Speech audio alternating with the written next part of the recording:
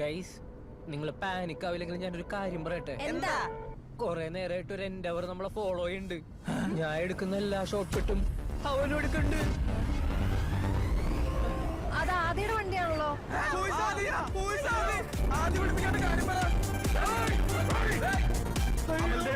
വണ്ടി എടുക്കുക, അവന് ഇന്നലത്തെ കണക്ക് തീർക്കാൻ വരുന്നതാണ്. വണ്ടി വിട്. ഇന്നലെ രാത്രി എന്താ പറഞ്ഞത് എനിക്കൊരു ഓർമ്മയില്ല. സച്ചിനെ നീ ഇങ്ങനെ പാനിക് ആവില്ല, ഞാൻ ആദ്യോട് സംസാരിക്കാം. എന്തൊക്കെയാണ് പറഞ്ഞ് കരയിപ്പിച്ചു വിട്ടില്ല നീ അവനാ.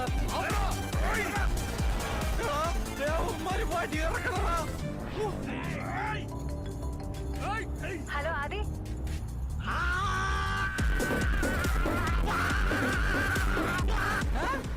എന്താ? അവന്മാരിവിടെ കൊലവിളി നടത്തുവാ.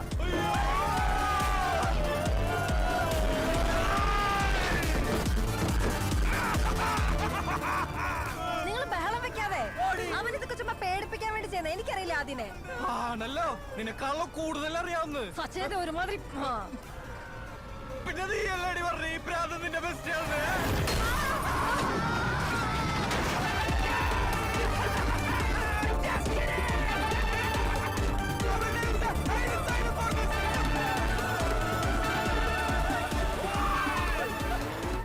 അത് കിട്ടാൻ മോനെ ഒരു കൈ അടച്ചെന്നാ പറയുന്ന വടി കറക്കി ജസ്റ്റ് ഒന്ന് അകത്തിട്ടുടൻ ചോദിക്കുന്നു. വേണ്ട, അവന്മാര് പേടിക്കണം. കഴിഞ്ഞ് എന്റെ UK പോക്കൊക്കെ കഴിഞ്ഞ്.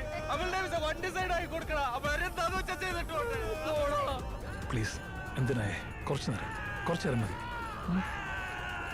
തമ്മടോ എടാ നീ ഇങ്ങനെ പേടിക്കല്ലേ.